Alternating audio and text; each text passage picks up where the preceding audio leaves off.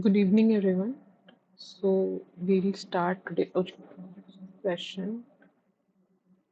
So today we'll be discussing about week 11 basically.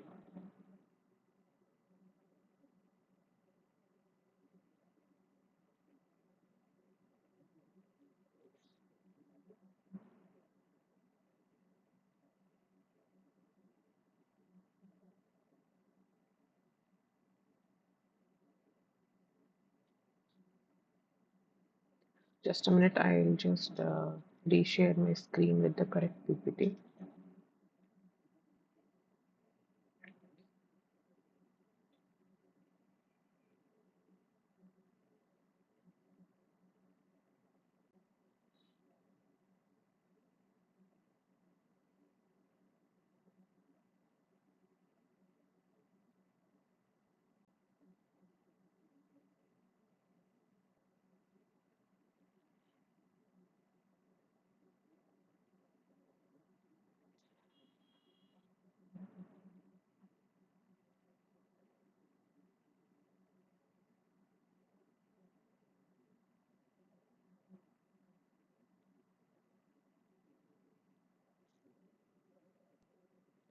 So yes, today we'll be discussing regarding the content of week 11. So this is Adyasha Sahoo from IIT Roorkee, and we'll be discussing the content for Smart Grid Basics to Advanced Technologies.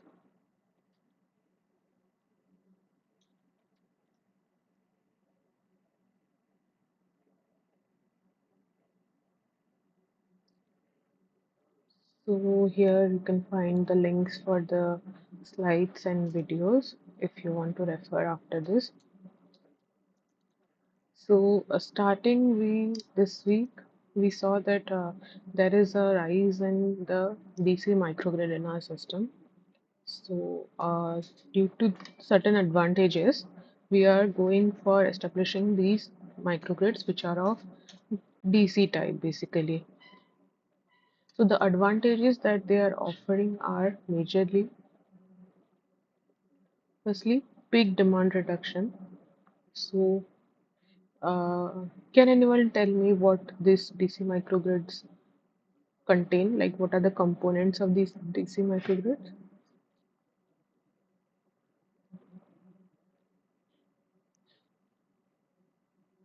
Like, what are the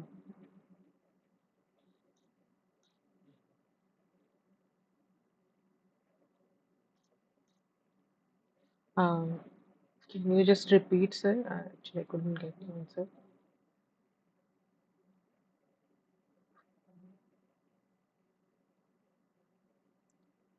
Ganesh, can you just repeat once again? I could not get what you were trying to say.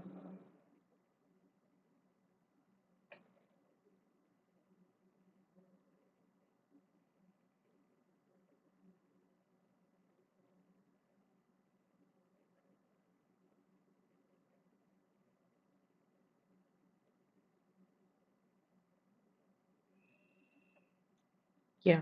So DC sources will be there. True. And what about loads?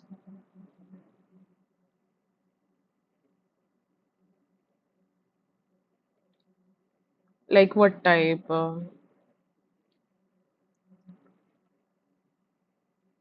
True. So they can be of both DC or AC type. But for AC ones, we need converters to integrate into the system basically. Okay. Correct. So, and there will be converters.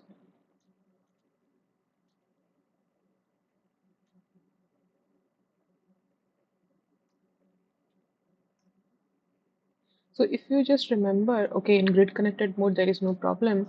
For islanded mode of operation, so what is the challenge there?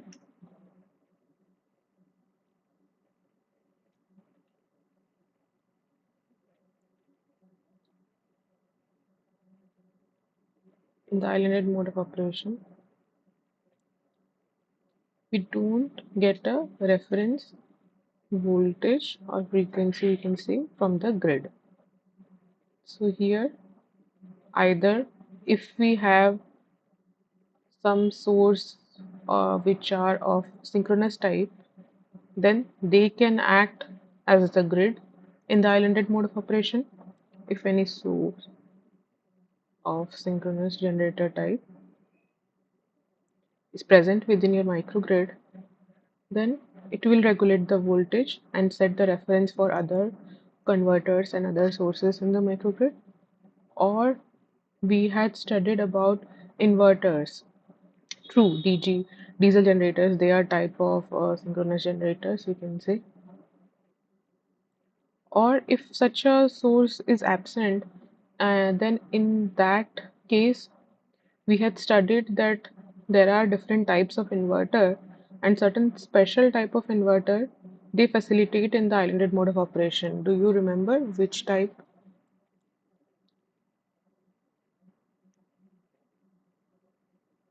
the types of inverters?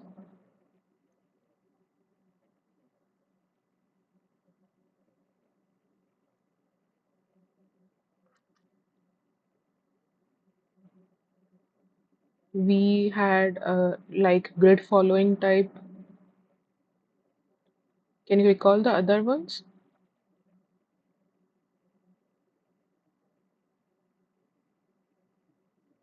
Grid forming and glass type.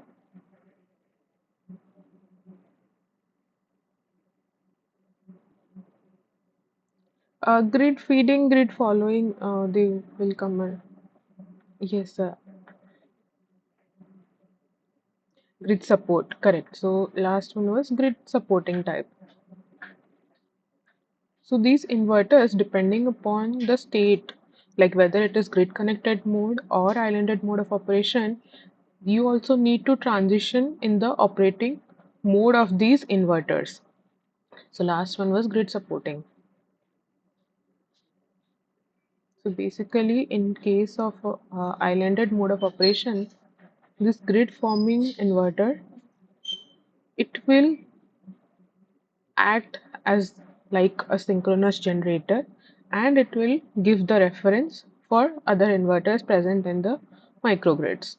So in the grid connected mode, they'll be acting as grid following type inverter like this. But when there is a transition from grid connected to isolated mode of operation or islanded mode of operation, then these inverters also need to have a transition in their modes from certain like from grid following to grid forming or grid supporting. So these transitions between different modes, they can be carried out smoothly. Firstly, and this peak demand reduction, we have studied it in like very elaborately throughout this course, that since we are this will allow the integration of various renewable resources, so this will in turn lead to reduction of demand or basically burden the main grid, since we can take power from these small localized distributed resources.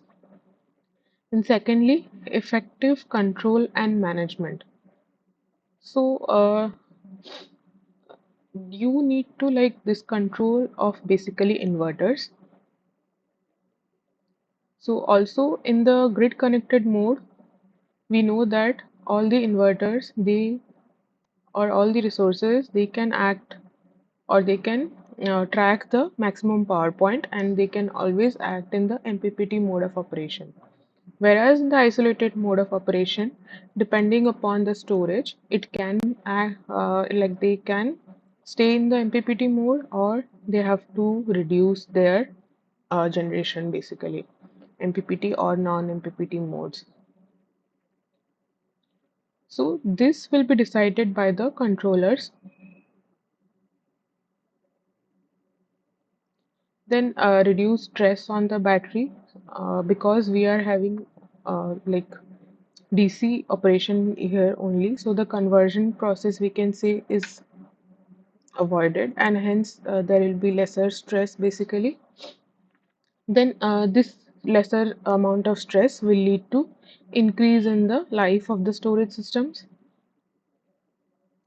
Then covering, yes, this we talked about that we need to cover both grid connected and islanded mode of operation and how it will require smooth transition between these modes, as well as it will require effective control strategies to for the operation of these all batteries and or basically storage and other distributed energy resources. So effective control algorithms we need to have. Then, since we are here, we are having DC grid. That means you don't have Q here, so we can operate in UPF or unity power factor mode. So this will mean that the P usage is maximized since we do not have any Q which is being dissipated. So last week we saw this operating modes for the power flow control strategy. So there we studied the simulation basically. DC grid Q is from inverter, rightly said, but DC it can be Q can be from you can say inverters. It can be also from the storage that is at the PCC. But overall, we can say that Q flow within the microgrid will be reduced because we are having DC bus, no? So, like here, you have a DC bus and you have a AC bus, which is the utility side. So this converter will be here, no? Here, this side, everything is DC, right? DC microgrid. That means there is no Q flow here. So I hope this confusion is here. You don't have Q in this DC microgrid side. But obviously, when you connect to this grid side, so you will do this with the help of converter.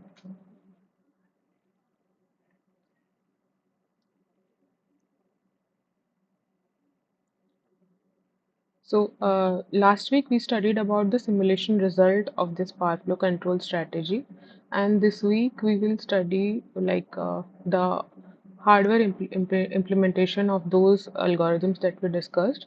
So there, in brief, what we studied was three modes of operation: peak hour mode, off peak hour mode. So peak hour mode, this is with the perspective of grid, right? That means in the grid, we can say grid is overloaded, high demand is there. So in these condition, we want to relieve the stress from the grid by minimizing the power that we are consuming from the grid. So what we want that in this peak hour mode, either P injected from grid has to be minimum or zero, whichever is possible, has to be minimum, that is zero, or other way, we can also supply excess power to the grid. We can feed in back power to the grid if we are having excess in the microgrid. So this we can try to maximize to help the grid to satisfy the over demand condition basically. Then in the off peak hour mode, here there the grid is having lower demand. So in this mode of operation, what we would like is that we will take power from the grid and charge all our devices like storage devices. So here what we prefer is we take power from the grid and basically save or store it in the energy storage. So in this case, charging of the energy storage is preferred.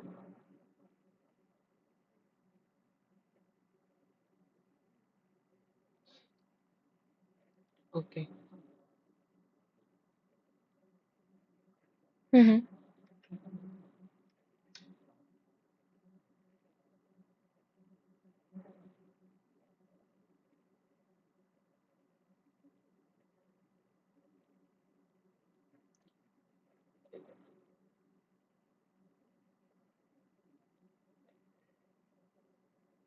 Yes, sir. I'll just so here we have a grid,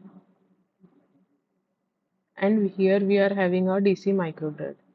So when we are talking that peak hour mode and over demand, we are talking about the condition of the grid here. That over demand is arising in this main grid, which is different from the DC microgrid. Here a converter will be there basically. So in this mode of operation, basically what we would like is we would, huh, so this peak hour we're talking about the grid. So looking after the grid condition, the DC microgrid will function accordingly.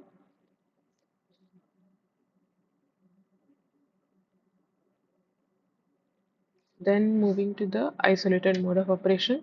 So here we know that during certain contingency or fault, the grid is absent now. And then here the DC microgrid has to operate on its own. It has no support, like no external power from the grid is there. P grid is not there. So if there is sufficient generation, if PG is greater, then well and good, we can charge our batteries depending upon their SOCs. We can supply all the load and supply the loads.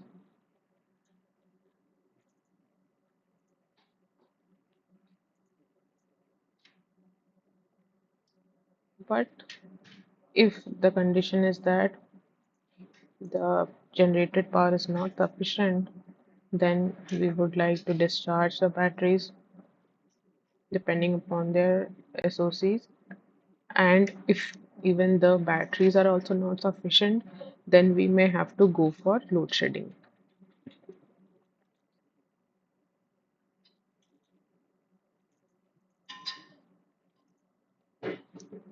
So this algorithm, here we'll see how it is working basically. So you see we are starting from here, and we are talking about, first we'll check whether grid is available or not. That is, either it is in isolated mode or it is in grid connected mode. So if grid is available, we are going here. Then we are checking if it is peak hour or off peak hour. So if it is peak hour, yes, that means we want to reduce the stress on the grid, that we have to remember. Then we check if PG is greater than the load, that if we are having surplus power or not.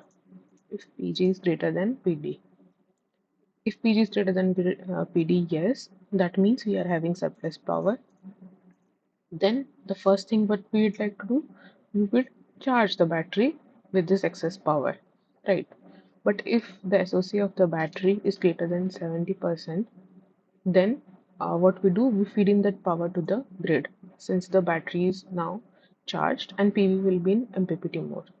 But if the battery is having certain like margin to get charged, then in that condition we will charge this battery, and the grid, it will be in idle mode. We are not drawing or injecting any power to the grid. But if the generation is not sufficient, then in that case we have to go for discharging our batteries. So if there, we will check the SOC. If the SOC is sufficient, like if it is less than 30, so if it is not less than 30, that means we can discharge our battery. It is having sufficient quantity, so we can discharge this battery to feed in our load, and we don't need the grid here because we have sufficient power in our batteries. But if it is not there, then we have to go to point F basically. So here, coming to point F, so either depending upon the batteries, we'll go for load shedding. We had seen here, depending upon the criticality of the load. So we will shed the non-critical loads first, and supply the critical loads with the limited amount of power that we are having. Then in C, for off-peak hour, so this point C is off peak.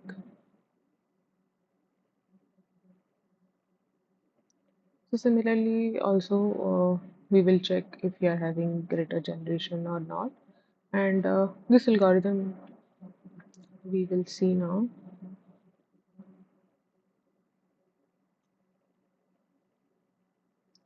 So in the off-peak hour, if we are having generation greater than load, then what we'll try to do, we will try to charge our batteries. But if the batteries are having greater SOC than 90%, that means they can't be charged further, then in that case we'll feed that power to the grid. So grid is absorbing here and battery is idle since its SOC is greater than 90. But if it is not greater than 90, then we can charge the batteries. The battery will absorb the power and grid will remain idle. But during this off-peak hours, if the generation is not sufficient, then we'll look for our battery support. So if we're looking for 60% SOC. So if it is less than 60%, then we take the power from the grid. But if it is greater than 60%, then we discharge our batteries. So battery will supply, grid will be idle. So I think here we covering this covered the peak and off peak modes. Then coming to the islanded mode of operation. So the islanded mode of operation was here. Grid is available, no. Then we check here if PG is greater than PL. If it is yes, then we try to charge our batteries. But if battery is not there, then uh, we have to go for less than MPPT mode because we don't have capacity for the battery to charge. But if PV is less than PL, then we have to discharge our batteries depending upon the SOC here.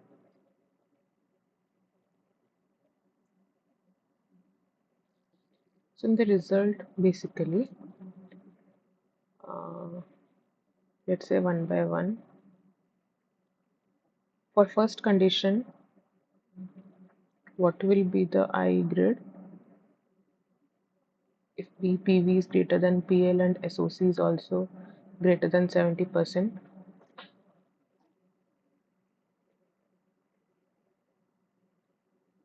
Anyone?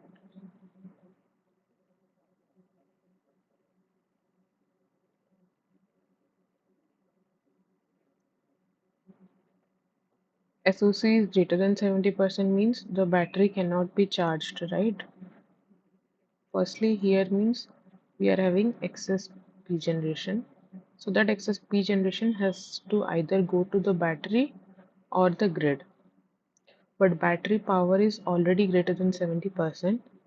So battery cannot be charged. So I battery will be 0. Then what will happen to the grid? It has to absorb. That's why it is negative. So basically it will absorb the remaining power. In the second condition again, here what will happen? Can anyone tell me? We are having excess PG, but SOC is less than 70%. So what should happen ideally?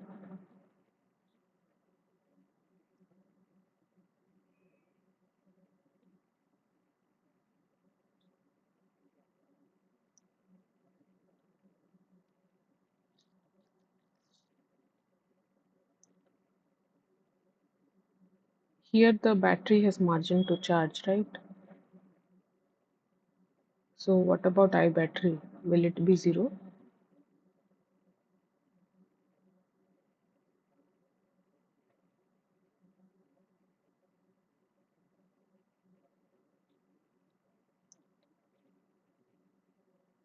We are having margin to charge the battery using this excess generation, right?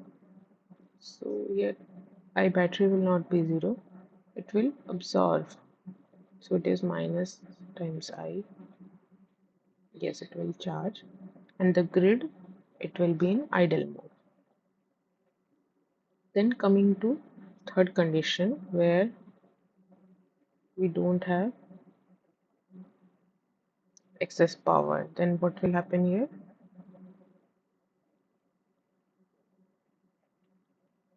And SOC is greater than 30%.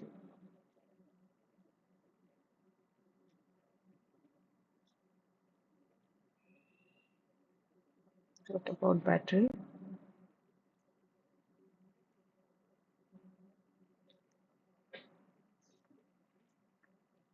We need generation, right? Since we are low in PV, we want excess extra energy. So the battery is having power, right? The battery will discharge to meet the loads, and we will not take power from the grid since it is in peak hour mode. So we are utilizing our batteries for the excess. And in the last case, if the SOC is less than 30%, then what should happen?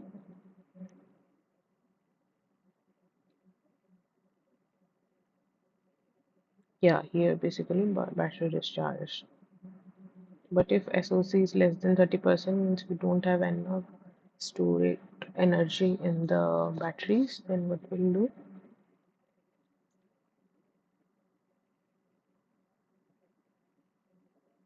Yeah, battery will be zero. And what about grid?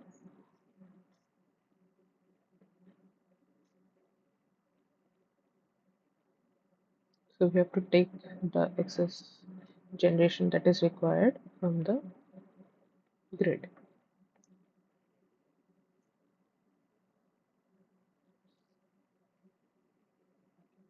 Similarly, here we are having off-peak hour mode. So in the off-peak hour mode, if we are having PG with us, excess generation, then what we will do? And here battery SOC is greater than 90%.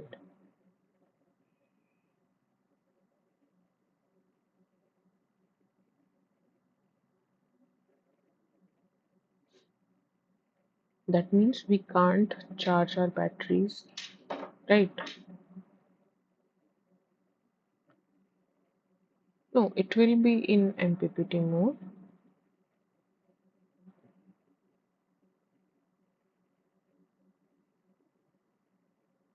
But now, what about grid?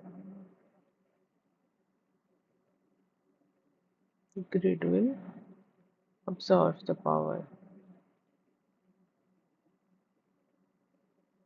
Then what about if we are having battery less than 90%? Then the battery will charge and grid will be zero or idle. Similarly, if we are having deficit generation,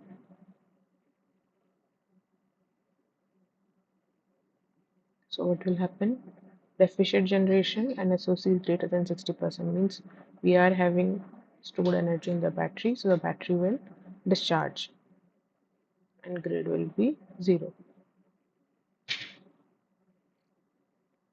But if SOC is less than 60%, then again this I battery,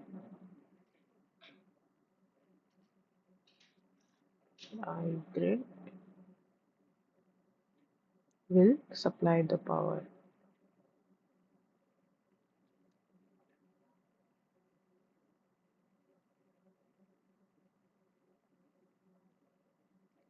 Then we have isolated mode of operation means always your I grid is not there.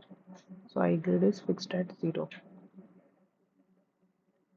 So in those conditions, obviously we will have to go for MPPT mode or non-MPPT mode depending upon the storage, right? So basically in the first we are having excess generation but we don't have battery capacity. So the I will be 0 and the PV reference bus voltage will be the bus reference voltage.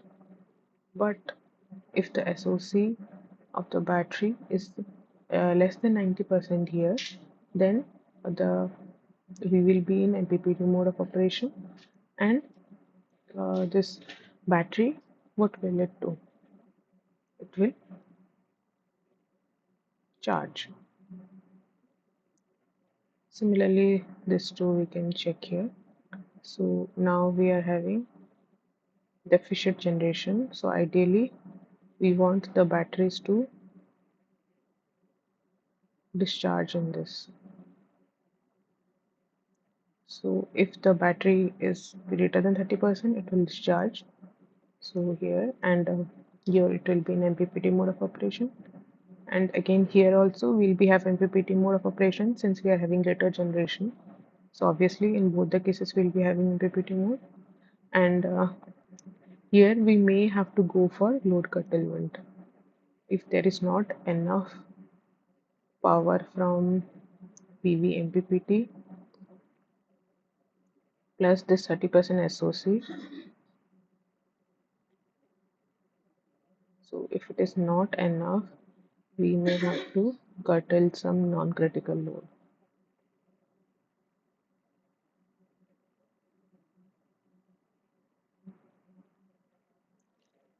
Then we talked about the hardware facilities in the lab. So first was this real-time digital simulator. So it is having, we can say,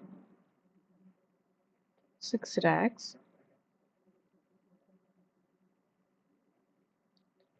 and each rack is having 72 nodes.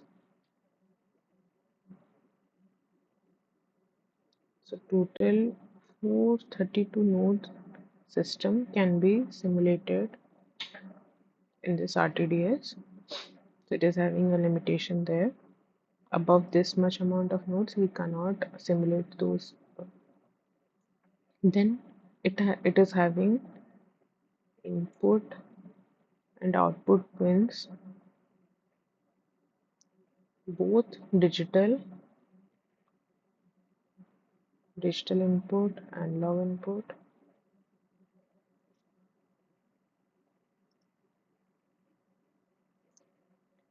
both digital output and analog output. Then next we had this power amplifier. So basically when we want this RTDS to be connected to power amplifier for uh, emulating the characteristics of a DC microgrid, then this DC or AC, basically it can function as both. So continuously it can provide 5 kVA, and for peak sometimes it can go to 40 kVA. So this is an important instrument or component required for the power hardware in loop simulations. We'll see in the upcoming slides. So basically this power amplifier, it will give the voltage and current measurements, for this PHIL simulations.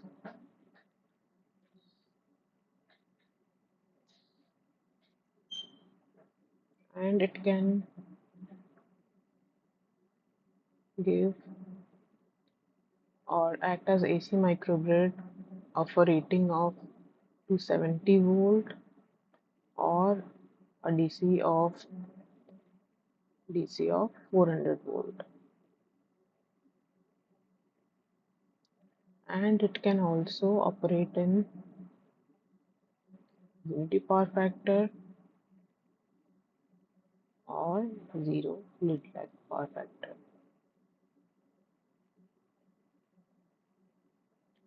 Then the next component we had was PV emulator. So basically this will act as a fictitious PV panel, we can say. So as we know, the PV output, it will depend upon many environmental factors, like what is the irradiance level, what is the weather, like whether the content of moisture, or it may depend upon the shading of the uh, panels basically.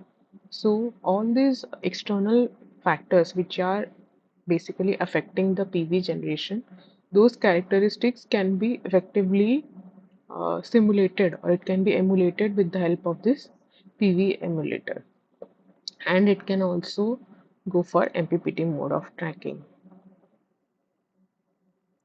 Similarly, for the wind emulator, we are having a DFIG, doubly fed injection generator, and it is being driven by a DC motor basically. And this DFIG is of a rating of 2.2 kilowatts, and its input mechanical power is through a DC motor, and the input of this DC motor can be controlled with the help of chopper control. And when you drive the input with the help of control algorithm, so likewise your DI5G output will be also affected. So here also we can go for MPPT mode. So if you remember in the previous wind power generation, so basically I have a DC motor which is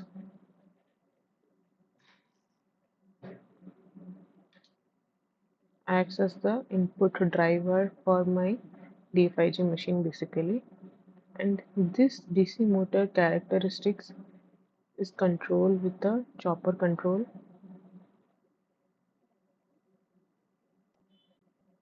So this control algorithm basically it will be can be run in this RTDS or OPLRT, and they will give this control signal to this chopper control for your desired operation. And depending upon this, the speed control of this DC motor can be done, and accordingly your DFIG power output can be controlled. And here also we can go for MPPT mode of operation for wind. Then we have rooftop PV panels, and we are also having one diesel generator of 3 kVA capacity. For storage, we are having lead batteries, and we are also having uh,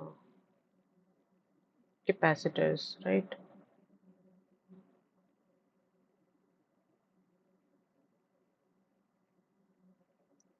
Then loads, both DC and AC types of loads are available, and we know the load characteristics. They can be constant impedance, constant current type, constant power type. Very simply, we can config actually divide them like this. But in actually in the practical, so it will be like the loads. So we say that they are of ZIP type.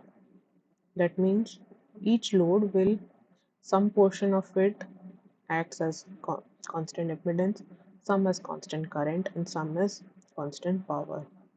So this hybrid type loads are actually present in the actual system. So you can say 20% we divide it as constant impedance, 30% as constant current, and 50% of its characteristics is acting as constant power loads. Then we have converters, obviously, various. We are having DC DC converters, we are having DC AC type. This we had seen the semicron IGBT stack in the previous lectures also. This inverter, three wire, three phase, four wired system basically, and they can be unidirectional or bidirectional.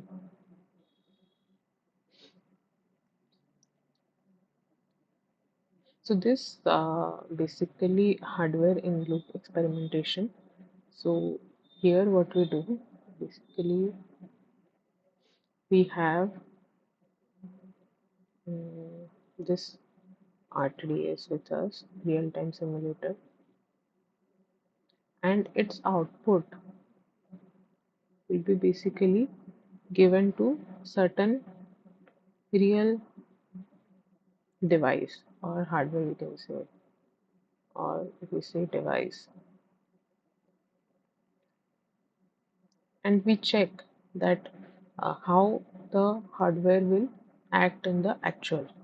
And again, the it is, if this is only one way, like you are giving the output from the real-time simulator to the hardware and checking how or monitoring it, then it will be open loop type. So this we usually don't do. What we do is we observe it characteristics. We will then sense here maybe voltage and current, and this we will feed back to the real-time simulator.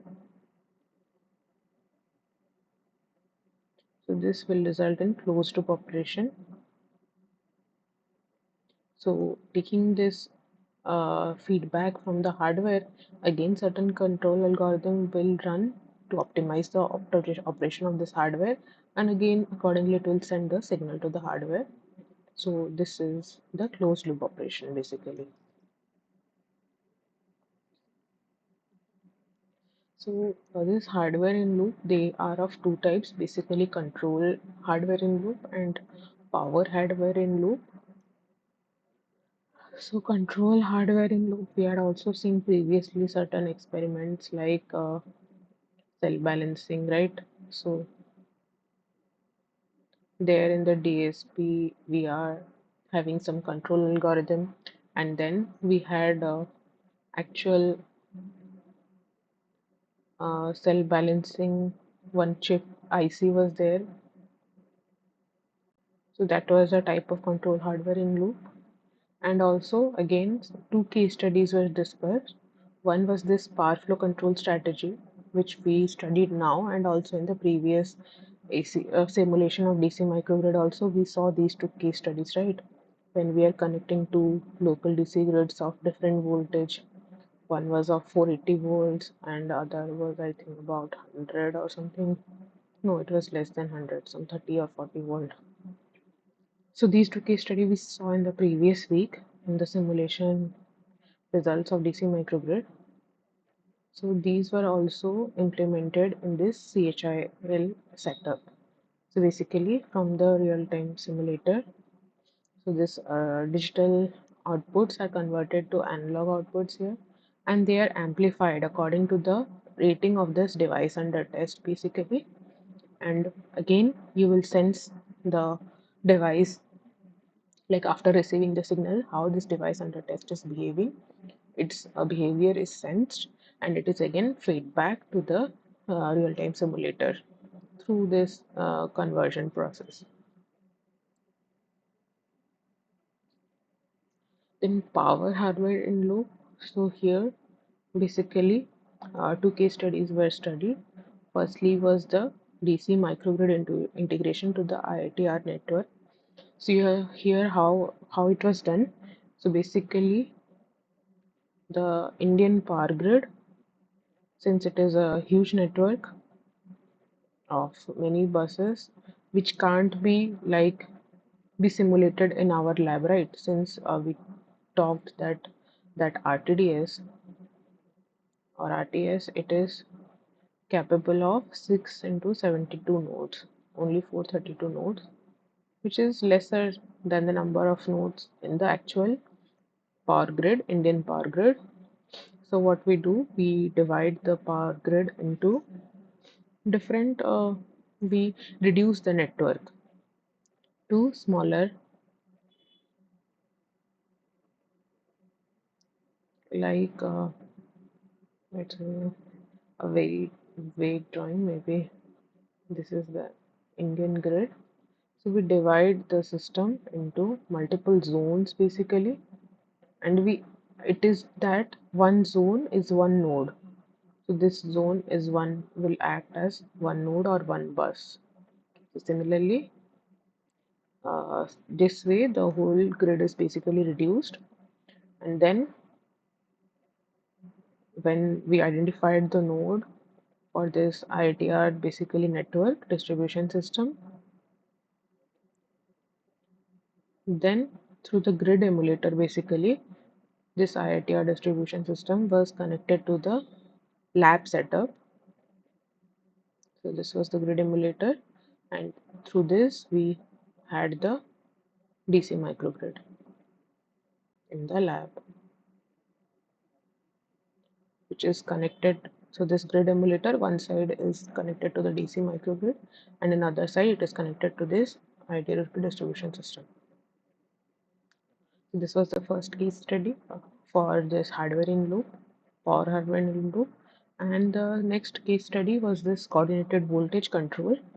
So this we studied in the last week, right? So here you remember there was certain modes of operation. One was transient and one was steady state. So do you remember what was the voltage level in this steady state? Like it was between what quantities? Like was the voltage limit violated or it was within range?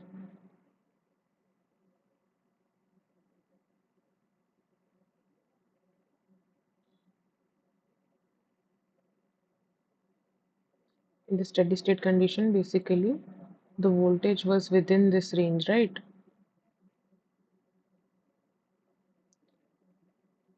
If you remember, in steady state, the voltage limit was not violated, while in transient state, the voltage limit was violated.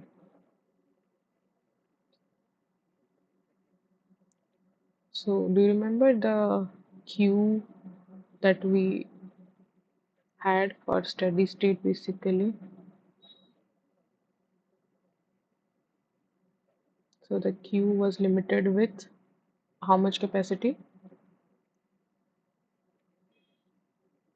How much Q of the available was used in steady state? We utilized less than equal to 40%, right? And in transient state, what was the Q that we were utilizing? It was,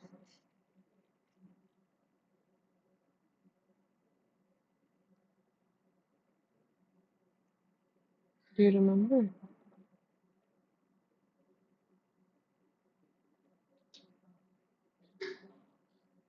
So this was emergency mode, right? Transient mode. There are certain voltage violation. So we'll try to utilize maximum Q to bring the system to normal mode of operation, right? So here certain devices were there, like voltage control devices. So there was OLTC, there was DC microgrid, and there was some STATCOM, we can say. So do you remember which device act as master in steady state mode of operation?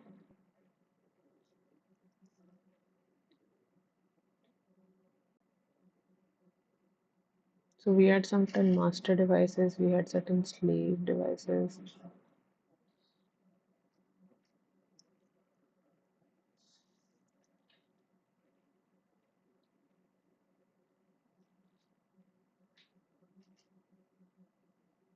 So here in steady state, the slower timescale devices like your OLTC was used, while the DC microgrid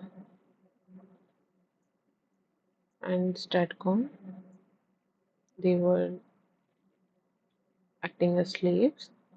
While in transient state, what we were doing, we wanted quick mode, quick operation. So quicker devices like DC microgrid were the masters and STATCOM, while the slower one, OLTC was the slave. So that 33 bus distribution network connected to OLTC, STATCOM, and DC microgrid. So it was also studied with this power hardware in loop experimentation.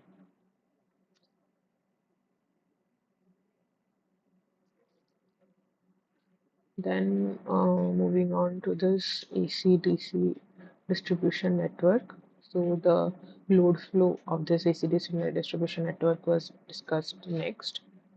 So here basically in this distribution network, certain parts are of AC type and certain are of DC type.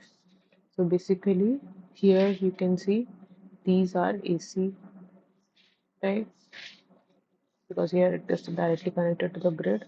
Then you have AC to DC conversions. So here basically DC are there. Again DC to DC means these are also DC conversions.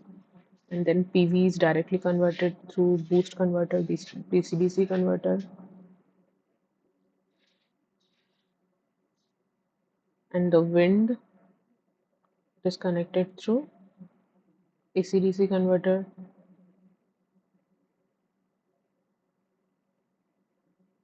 And these are all DC buses, again DC buses. Then we have here PV, so DC-DC. Then here we are having AC system, right? Because the wind is directly connected here without any converters. But the PV, it is connected with dual stage, right? First DC-DC stage, then DC to AC stage here. And it is connected to this AC bus number 19. So we can say this is a hybrid network with certain portion as AC and certain portion as DC. So how to go for load flow analysis of these buses basically. So firstly the load flow study, uh, is this a planning study or is this a operational type of power system study? What do you think?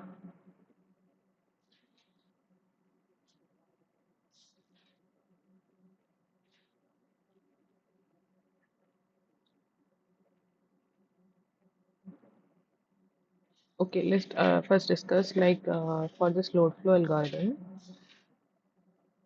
to run, what is the input that we give?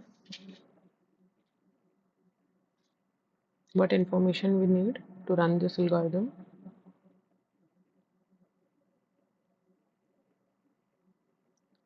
Okay, Anupam sir is saying operation.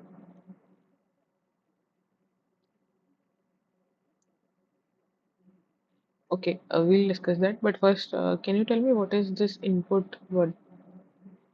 What input information we need for load flow algorithm?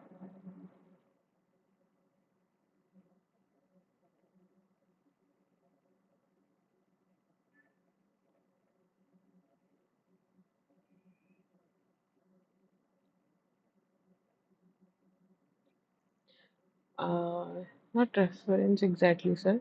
So demand forecast, correct? One is demand forecast, and anything else?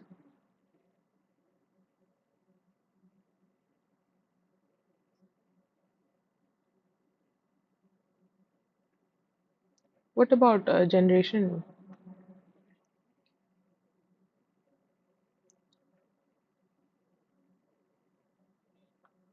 Yes, sir.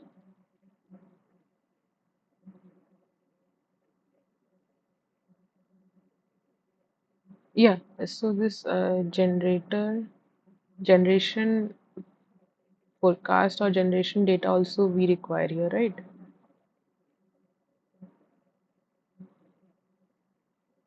So basically, what information we have here is at all nodes of the system, what are the P generated values and what are the P demand values, and from this we are running certain algorithm. Yeah, state of storage. Basically, we got it that it was related to the basically all active this P that we require for calculating this P injected and Q injected.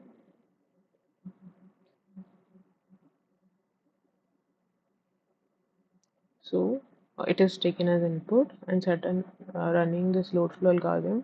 What we get as output.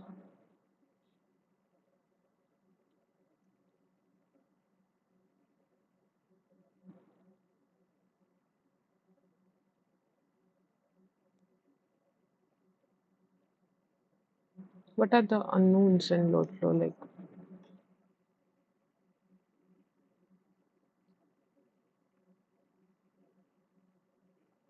Mm, yeah, load flow analysis. What is the output that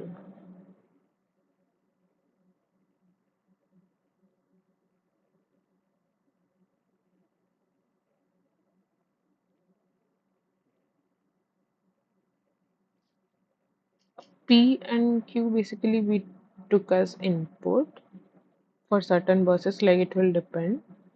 Then using this information, we are calculating voltage magnitude and voltage angle, right?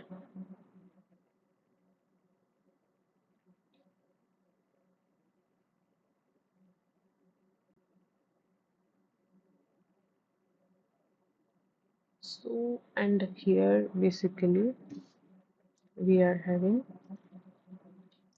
like slack bus, PV bus, and PQ bus. So here basically this PDQD forecast we are taking, right? And again here P generated and voltage magnitude. We are taking it as known considering that this generator is generating the power at this rated voltage. And for the slack bus, we take it as a reference. So here we take the voltage as 1 and angle as 0 degree. Right. So this PG, PD, QD, so are these uh, average values or these are peak values or it is minimum? Can you tell me?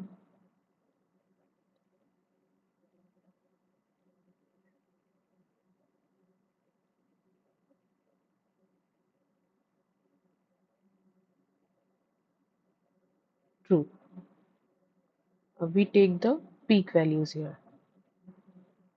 So basically why we take here the peak, basically load flow is for planning purposes.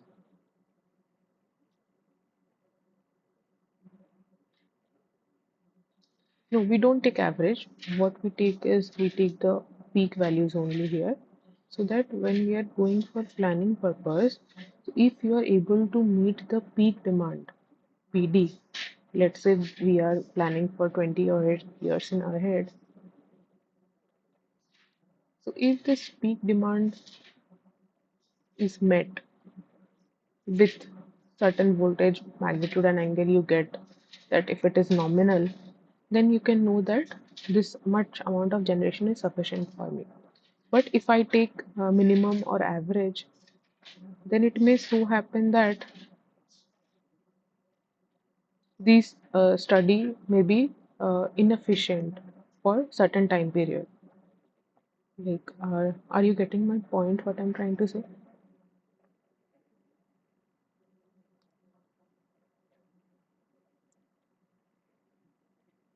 True. So since we are when we do the planning, we do for 10, 20 years ahead. So obviously we can't change the plan in 1, 2 years. So that's why we are considering the peak values here. And we get the so this is basically load flow is a planning concept, planning type of study mostly. And here we take the reference as 0, right? Let's say you have a 3 bus system.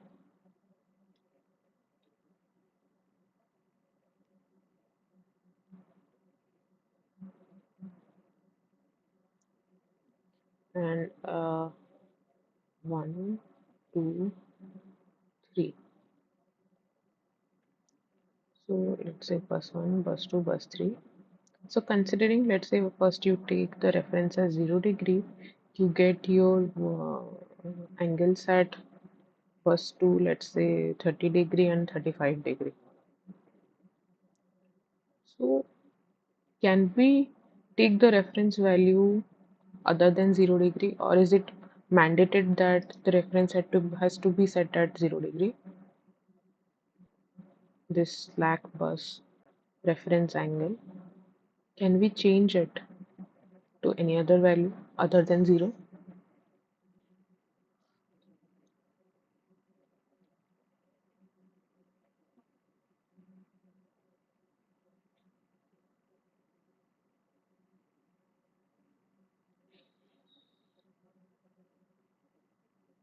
Let's say if I take the reference slack bus reference as not 0, let's say 30 degree.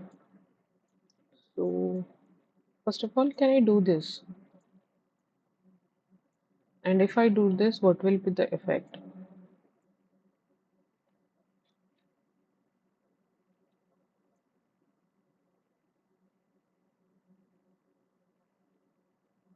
So if you remember the power flow equations, then you have something like VI, VJ, GIJ cos of delta I minus delta J plus sine of delta I minus delta J. Right.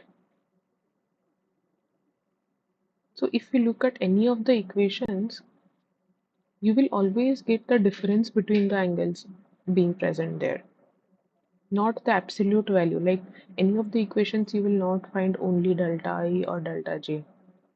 It is always a difference between the angles. So basically, if I change the values reference as theta from 0 to 30 degree, the difference will remain constant. So we will expect, so that earlier the difference was 30 degree, now also the difference is 30 degree. Earlier this difference was 35 degree, now also the difference is 35 degree.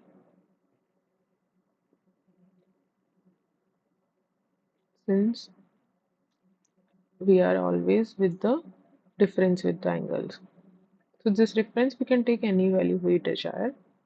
So it will not affect our results because this difference will always remain same, whatever reference you take. Okay, I think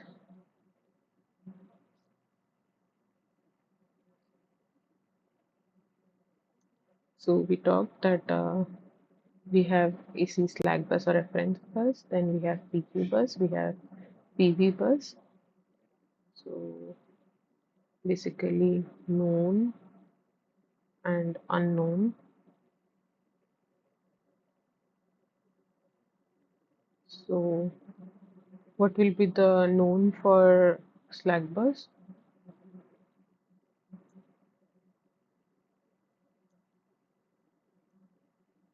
Mhm.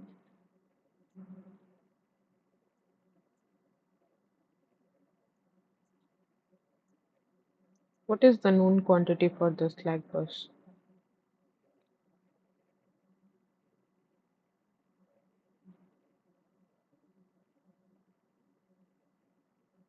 Voltage and angle, right? We take voltage, V was 1 and delta 0. And what about the unknown?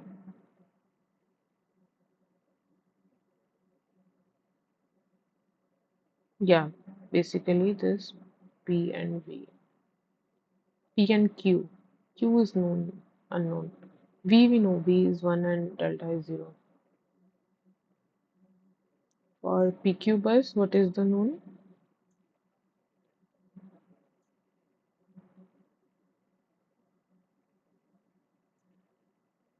Yeah, And moving to PV bus.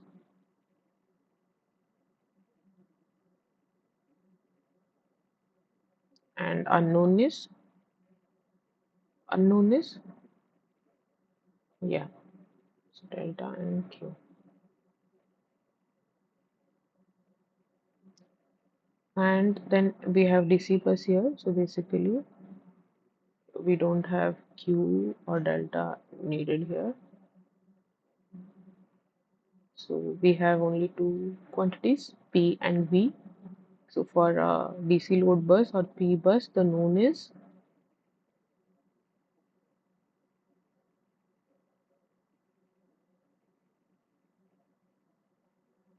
yeah, P known, V unknown, and here the vice versa, V known and P is unknown.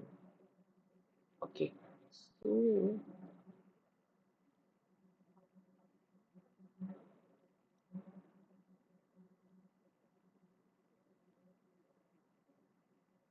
then coming to the distributed generation types of modeling. So in the type 1, we consider that these are the type of renewables which are only capable of injecting P, like your PV resources, and their Q is 0. In the type 2, we have a synchronous type of distributed generators like your diesel generators. So they are having both P and Q.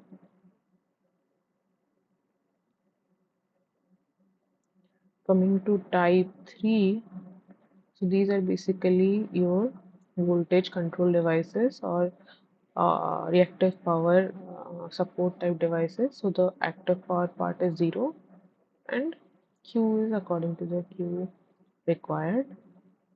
So this is like your synchronous condensers. And coming to the type 4, where they can inject the P only when they consume certain Q. So basically inductive type.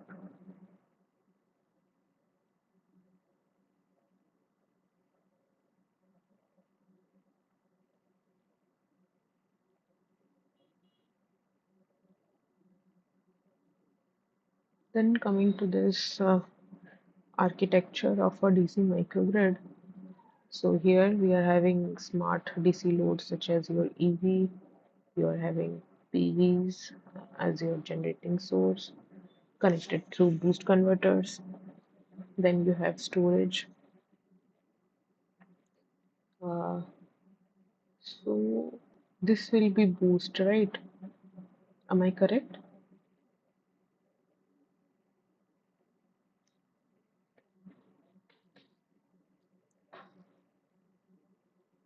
So this converter is a boost converter.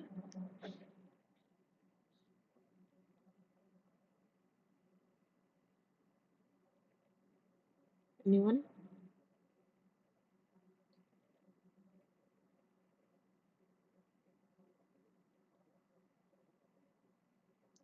Is this Will this be a boost type converter or any other converter?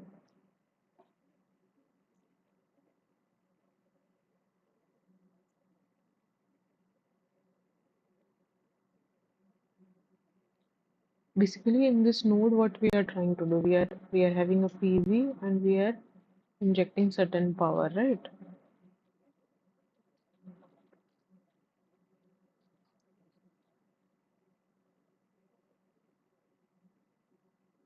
So what about this converter? What is its configuration? Is it a buck converter, boost converter, buck boost converter?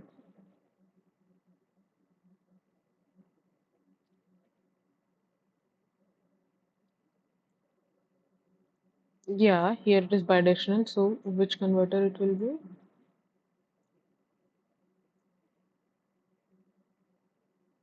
For storage, we have bidirectional here. You're correct.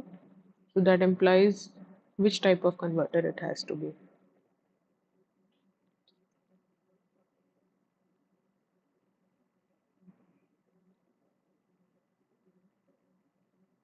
Hmm. True. Correct. So this has to be buck boost because we have to enable the bidirectional power flow here. Right. Good. Okay. Then moving on, we have this grid-tied inverter here. We are having the AC bus here. So the AC loads are directly connected here. So this you remember, right? We had this interactive current and common current in the previous classes. And this was the grid current. Okay. So, and then we have the PCC here. And we have certain loads at the PCC also. And then this is the main grid, you can say here. So depending upon the position of these switches, so this microgrid can basically be in grid connected mode when both these switches are closed basically. So that means whole this is path is closed. It will be in grid connected mode. If the switch 2 is open, that means you disconnect the grid, so it will be in islanded mode of operation. And if you remove both this switch S1 and S2, so it will be in autonomous mode of operation. Okay, so for the control layers, we talked about different hierarchies in the previous also. So in the 0th level, so this is the fastest one. So it will act, we can say, within like instantaneously it will act the fastest mode. You can see less than zero point 0.1 second. So this will be the control, and which is this inverter control. So this is the 0 level. So first this inverter control will happen. Then in the primary layer we are having automatic load sharing or grid support. Basically, if you have a grid here, so load sharing between this microgrid and the grid, that is your primary control layer. And the secondary control layer, so basically when you are connecting this microgrid to this main grid, so you are synchronizing this grid basically, so that is coming in the secondary layer.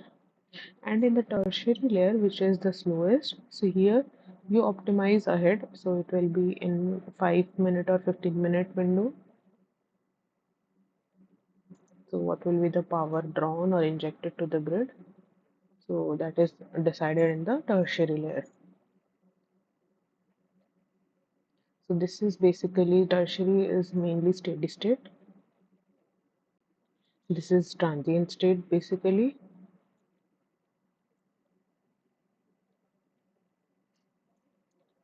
Then moving on, like what are the features of this DC microgrid? So firstly, it can provide various ancillary services. So you can see these are the normal modes of operation.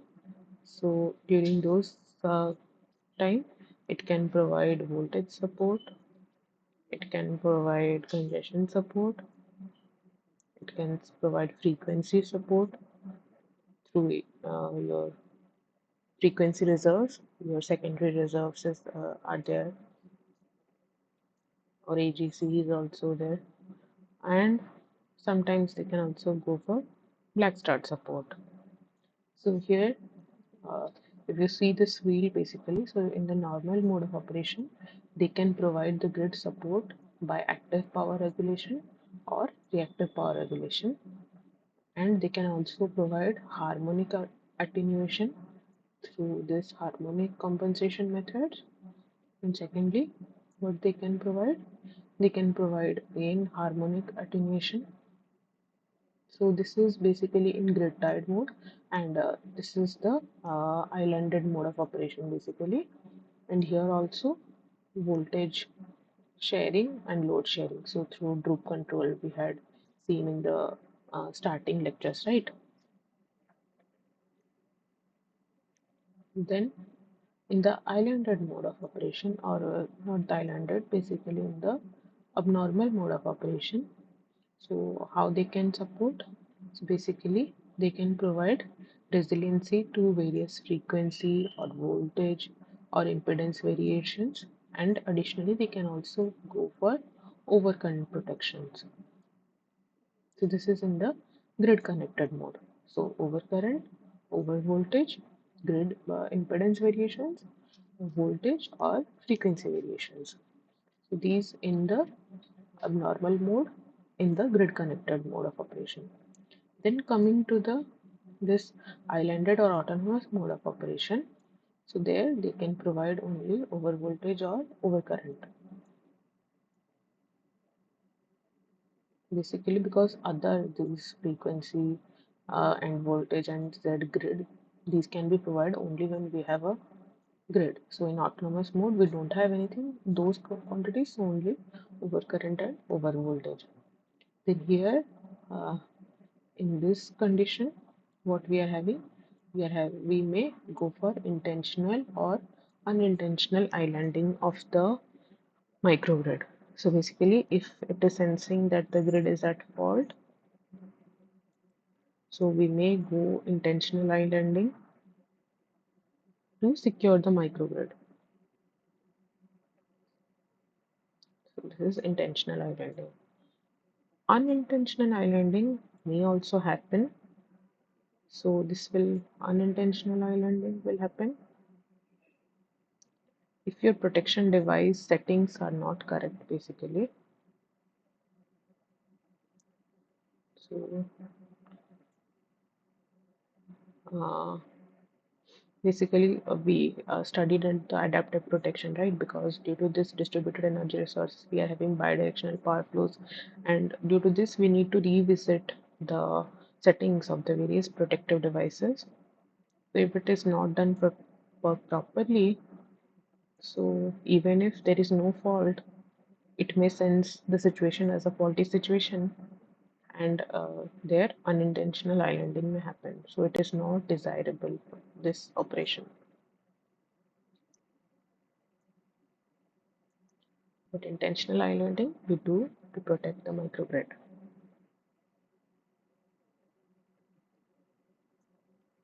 So this was the grid support. Stability, it can provide stability margin in the steady state and transient modes of operation. Then flexibility, obviously this flexibility was due to this intentional islanding through this.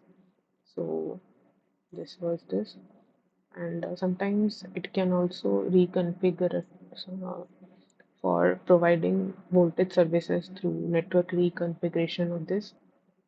So those come under network flexibility basically. Then scalability, obviously these will enable addition of resources. That's why the integration of renewables basically will be highly scalable. Then we saw this operation in the lab setup, basically with the grid connected and islanded mode operation of a DC microgrid. So here the DC microgrid, it was uh, DC microgrid with the help of a power amplifier. So we will see how it was done. So basically in the OpenRT platform, we are having through the OpenRT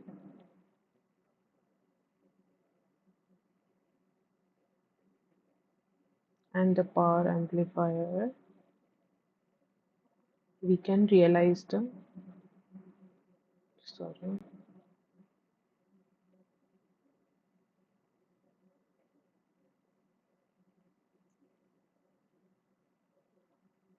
we can realize the DC microgrid.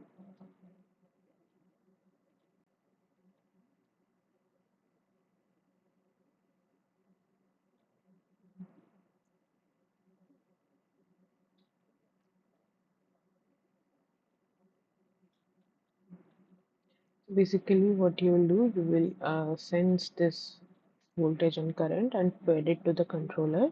which will gives the pulses to this inverter.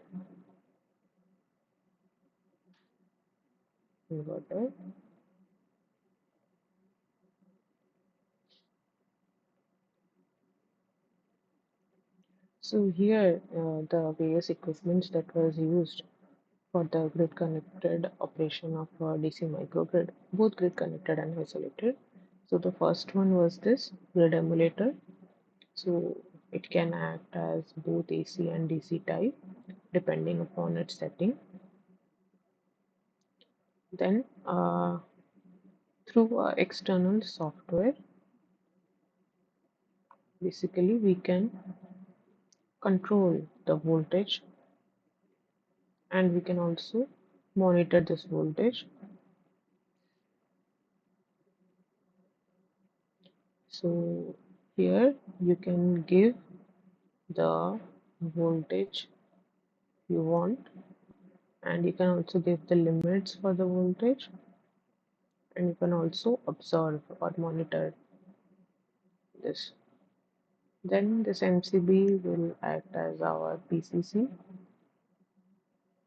and it is connected to this inverter. So previously we had seen this inverter was with the help of this semicron IGBT stack, right?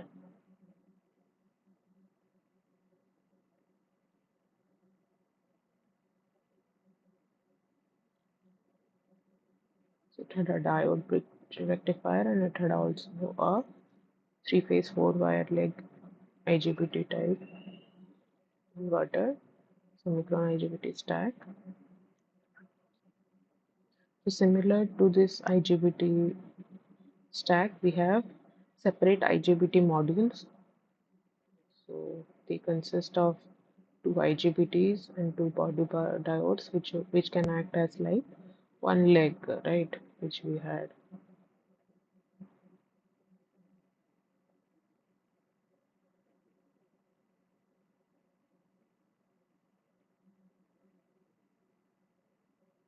So you had a body diode across this and the body diode across this. So this is one module, and this is one leg also, which can be realized with the help of one IGBT module. So these are also having external heat sinks for their cooling to dissipate their heat, and they are also having their protection circuit for this snubber circuit for this dv by dt protection. This we had seen in the previous week also. Then we have this power amplifier, which can act as both AC or DC bus, but here for the DC microgrid we are utilizing it as a DC bus basically, and it can provide a DC voltage up to 0 to 800 volts. Then for sensing the voltage and currents, we are having sensors. So these are of low power rating. So basically step down type of thing is done. So if the input of this sensor, let's say, is 100 volt, the actual voltage that is seen in the sensor will be in the range of 1 volt. So it is stepped down so that it does not burn the electronics inside the sensors. Then we have this DSP controller.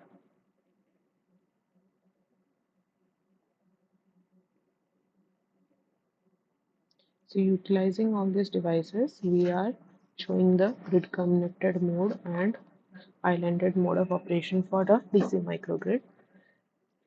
So basically, this power amplifier, which is our DC microgrid or DC bus, that is connected to the inverter, which is our semicron IGBT stack. Then this grid emulator,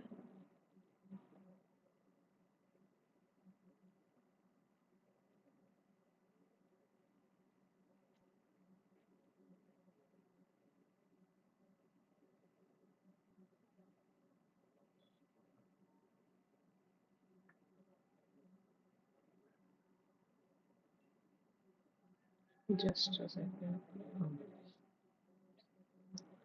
So we had this grid emulator whose input side is connected to the distribution system, and this side is connected to the MCB or this PCC we are having. And then we also activate the other electronic circuits like your DSP, sensors, controllers. So they are given DC voltage to start. DC power.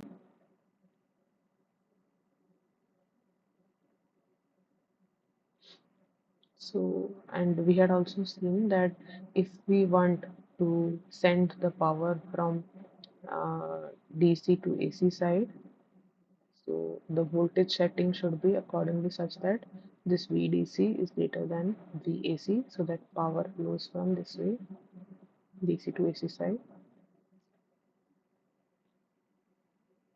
So utilizing these, we realize the DC microgrid connection. So coming to the Q&A session, so the charging the batteries is preferred during which modes? Okay,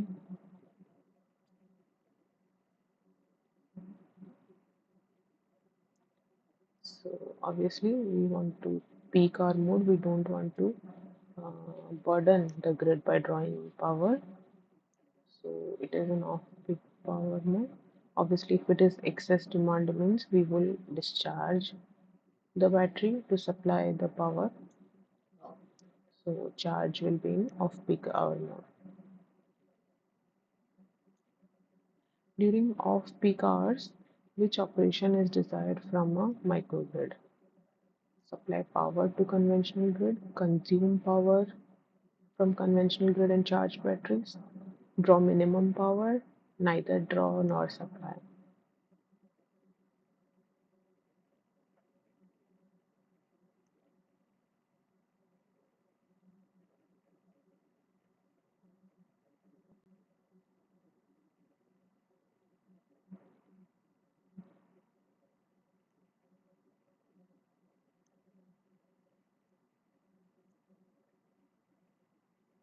What should we do in off-peak hours?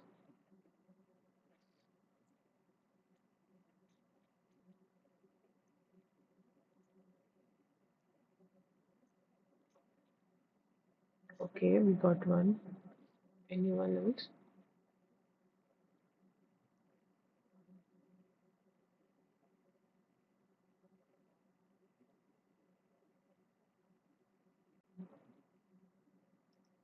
Anyone else?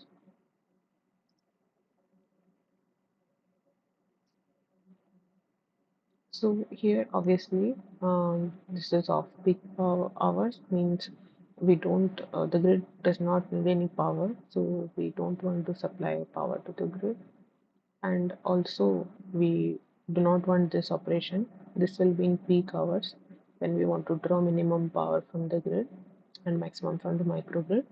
So in off-peak hours, basically we'll try to consume the power from the grid and charge our batteries.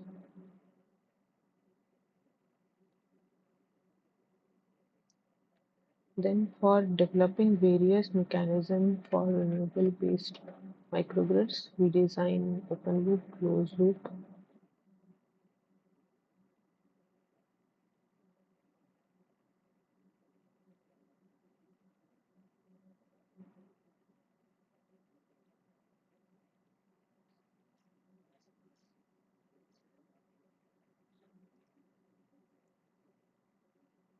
We design closed loop.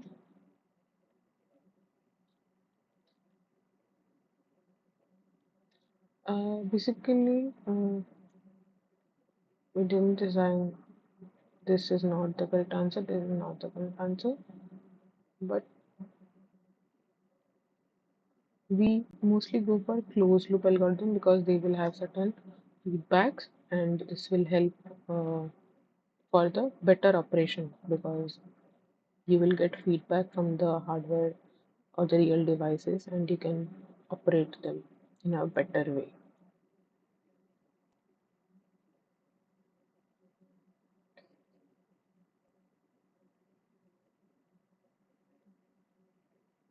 So it was like for the simulations, hardware in loop simulations. So actually they are divided into two types. Yeah. So it can be open or closed loop. So let's say you have device under test, right? So the device can be anything. Let's say you are testing a PV system. So you design certain control algorithms for the MPPT operation, right? So that is the main control algorithm. So we design certain MPPT controller algorithm here, and we send this pulses required that we want for MPPT operation to the PV. But what may happen is in the control algorithm, certain external factors we are not considering. So this PV may act differently than it was expected from it. So if you go for open loop, you will not sense whether you gave command for MPPT, but whether actually MPPT has been, uh, you can say, here achieved or not. That can be only known if you sense back, like closed loop, and you give the information here. So let's say due to certain condition, if these PWM pulses are not able to realize the MPPT operation here, how will the controller know? It will only know when you sense back and give this input to the controller, so that if the empty operation is not there, it can recalculate the control algorithm and give new signal for the MPPT operation. So for that we go for closed loop operation.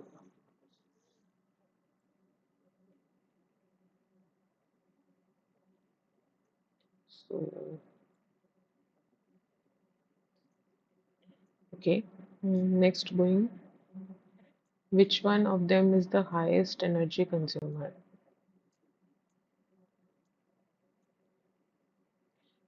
Yes, both of you are right. So industrial are our most, like, they draw the maximum power, and they are the most important basically because they are directly related to the economy of the nation. Then the architecture of a distribution system is mostly radial, weakly meshed, highly meshed, both A and B, both A and C.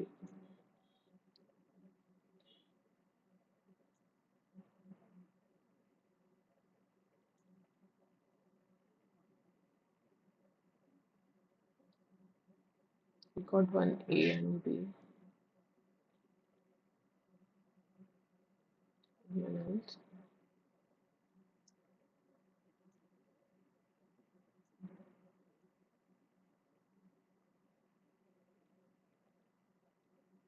So yes, the distribution system are radial. They are also sometimes weakly meshed, and this highly meshed structure is for transmission system. So the correct answer is both A and B. It is mostly okay, sir. No problem. Thank you for joining. So it is mostly radial. Mostly it is there actually. It is radial. Sometimes it is weakly meshed.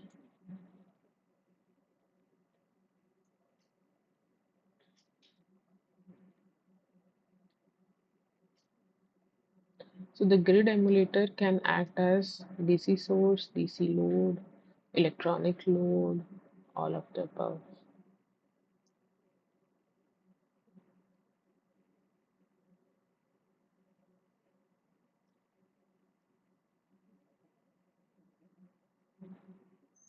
All we got one.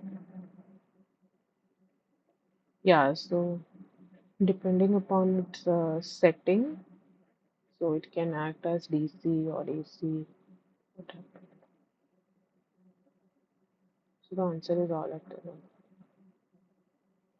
Then in grid connected mode of operation of DC microgrid, the semicron three-phase IGBT based inverter, it will act as unidirectional, bidirectional, DC-AC or AC-DC converter.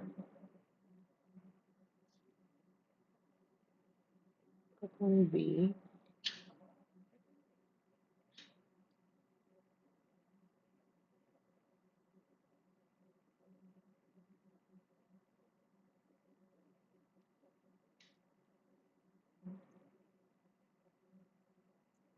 So here we are having DC bus and AC grid means AC here.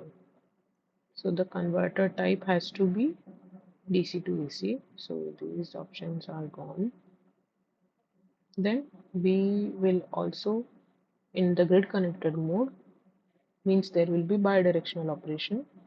So that's why bidirectional DC to AC converter.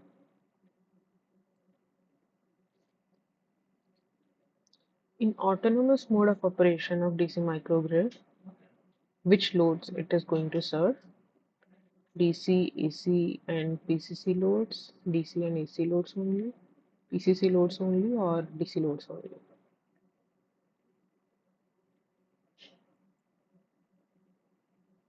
So in the autonomous mode, we are having grid, we are having PCC, right?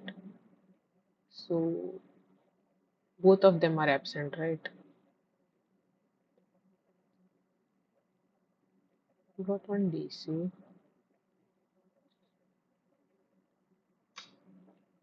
So if you remember the DC microgrid that we had, it had DC and AC loads. Through the converters. So it will serve its DC and its AC loads also, and it is not connected to the PCC, so PCC loads it will not supply.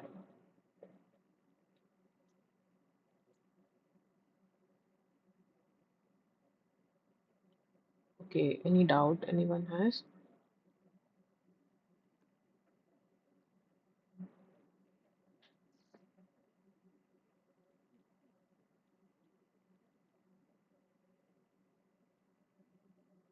Any doubts for this week? Otherwise, I wanted to discuss one algorithm with you.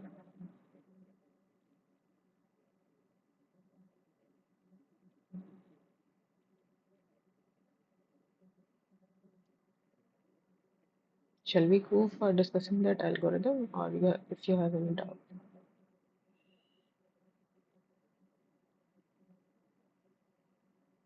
Yes, sure. This one?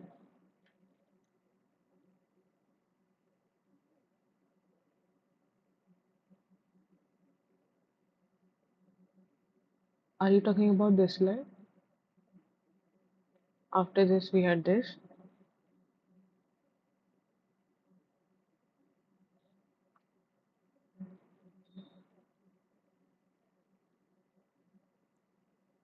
Okay. So actually, so we know for distribute transmission system for load flow, what algorithms we have with us? Yes, sir. Hmm. Huh.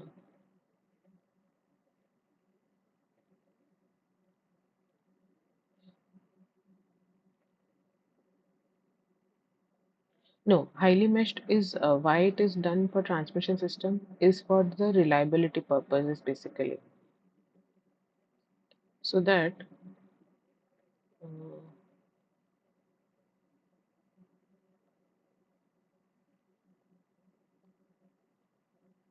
so typically you see the transmission systems are connected this way, right?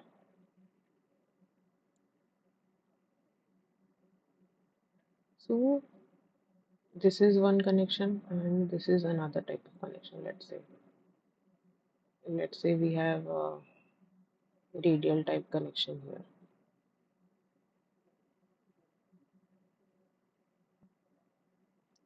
Then what will happen here is we can see almost the power from all these generator can reach to any point, any of this buses, right? Because of this highly meshed structure. But if the transmission system is basically radial in nature.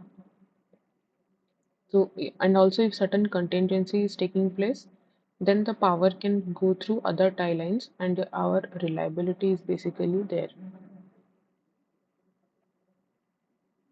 But in if the transmission system is in a radial manner, then it will be lesser reliable. Plus, there will be more stress on certain lines always. And what in distribution system, basically, if you see the structure, so it is laid that way only. It is not in our hand. Basically, you have a substation here, and basically, if I consider it as single phase, so these way, basically, if you see the structure of any practical distribution system, this way, the city layouts they are spread.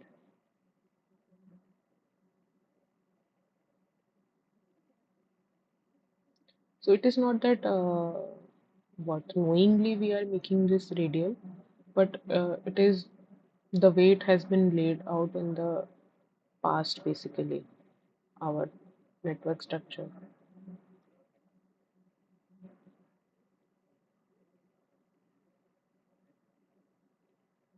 Okay, so coming to this load flow algorithm that I was talking about. So in the transmission system, we know that we are going for a Newton-Raphson power flow or fast decoupled power flow or Gauss-Seidel power flow. But these cannot be used for the distribution system due to their differences in their R by X ratios. So in this lectures there we talked about one such algorithm for distribution system load flow, which was backward forward load sweep.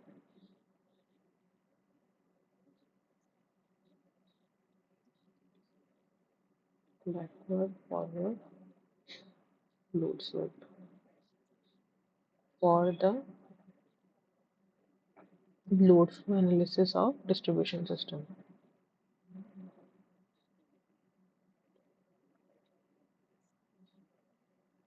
So here, let's say you have a very small distribution network with you.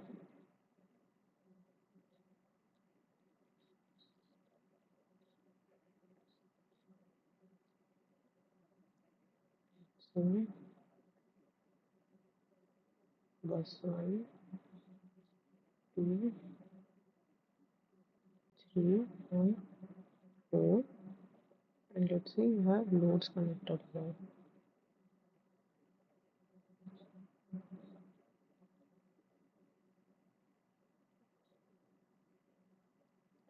So for the first step, what we assume is we assume that voltage at each and every point of the system is equal to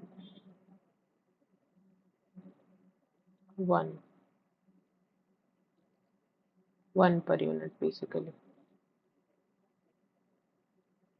So excluding this actually substation voltage, we don't have a load here also.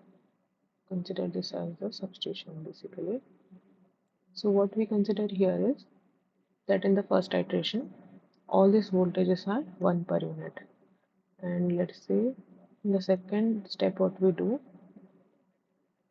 we calculated the current drawn here, right? So let's say this is I3, I4, and I2. So if you know the power of the loads, so this is, let's say, you know P4 plus JQ4, and you have assumed voltage V4 as 1.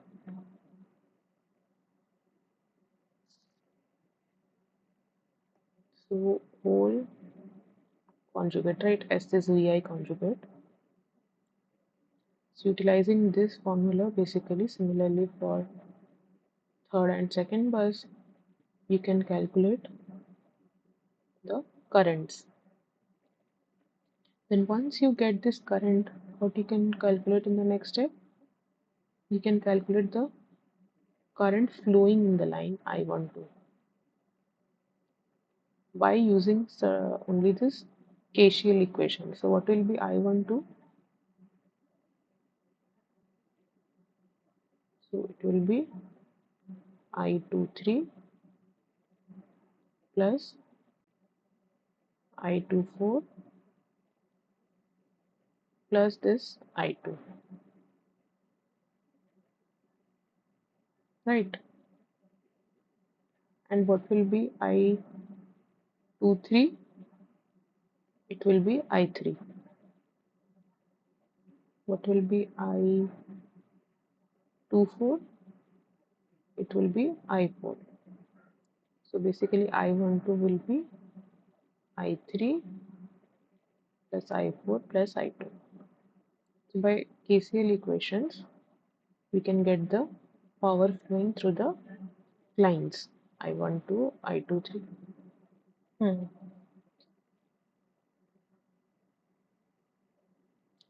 Uh, Sir, actually S is VI conjugate, right? So I will be S by V conjugate, and S is P plus JQ, right? So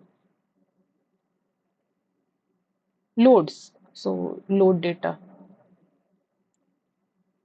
only fourth bus load, only fourth bus. Yes, sir.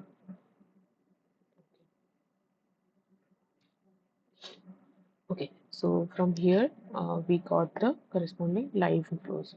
So from this line flows, we can compute the voltages also. How? What will be V2? V2 will be basically V1 minus Z12 and I12. Similarly, what will be V3? Will be V2 minus I23 Z23. Similarly, V4 will be V2 minus Z24 I24. So here you will get certain quantities. So it will be at the end of first iteration. This was at the 0th iteration. And again what you will do, you will recompute this step. So you will go to this step. So now instead of taking V4 as 1 for 1 per unit, you will take this value. Like when you calculate, this was for first iteration. For second iteration again when you are calculating, so the loads are same, P4 plus JQ4, but V4 you have updated 1 conjugate. So similarly you will calculate all these and again you will update the value of each voltage bus, and this is updated iteratively till basically the difference between two consecutive iteration, like we do know R plus 1 minus V2 in R. So if similarly for all other buses we take maximum. If it is less than certain threshold, let's say 0.001, then we say that basically if the voltage don't change into consecutive iteration, then we get the converged result for this distribution system basically. So this is basically what we tell the backward forward sweep algorithm. So is this clear?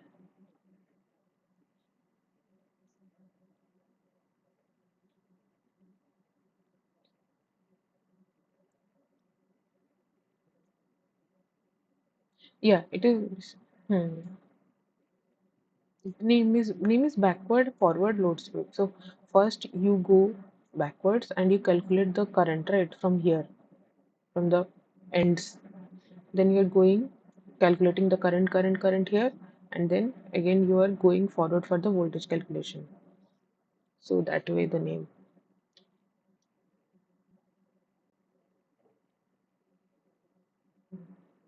Okay. Any other doubts or otherwise we can.